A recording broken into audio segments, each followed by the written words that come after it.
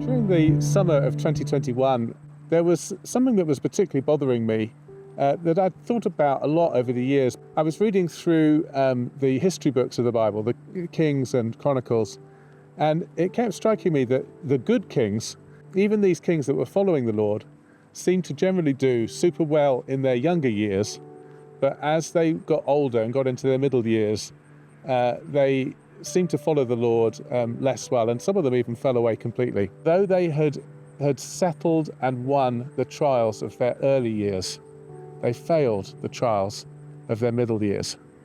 And I was reminded that Jesus said that it's through trials of many kinds that we enter the kingdom.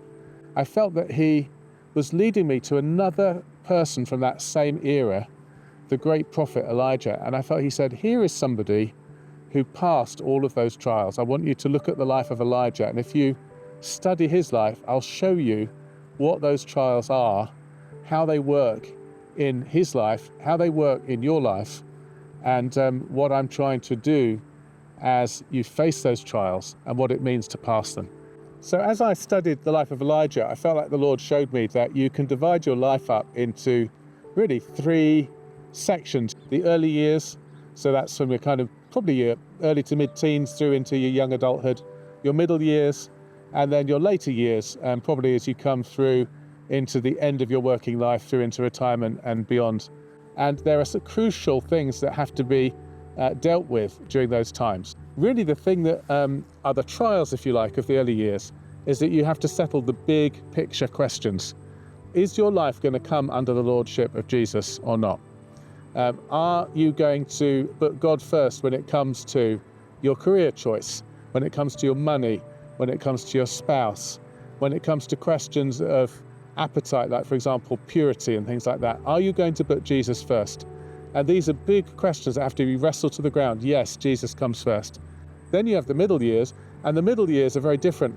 They are decades long, and it's about a long grind. It's a hard battle. You have to stand on those decisions that you made, and you have to stay on the front line and not allow yourself to be seduced into going after comfort, convenience, safety, security, not be drawn away. The thing that I felt God showed me about Elijah was the southern kingdom was under a godly king, Jehoshaphat, and if Elijah had wanted, he could have just gone down there, stayed down there. He would have been treated like a prince.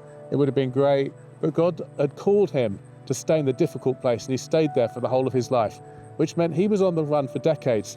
And that middle time of his life, he was in the desert, he was hiding in mountain caves. Often those middle years have desert times where you don't feel as close to God. The question and the trials of those middle years are you going to stay faithful?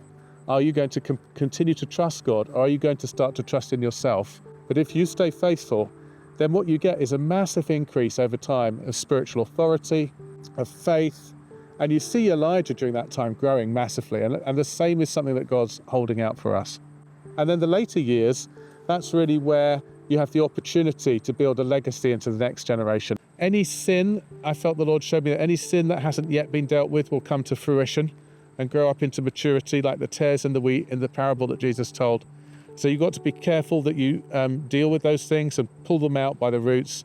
It's where you see so many people falling into sin. You see pastors at the height of their ministries, we've seen it so many times in recent years, falling into sin. You have to deal with those things because the enemy is trying to steal your legacy. But if you deal with those things and you continue to be faithful, you have the opportunity to invest amazing things. All of what you've gained can be invested into the next generation so that they can go further than you did. That really is a release of the seeds of your ministry.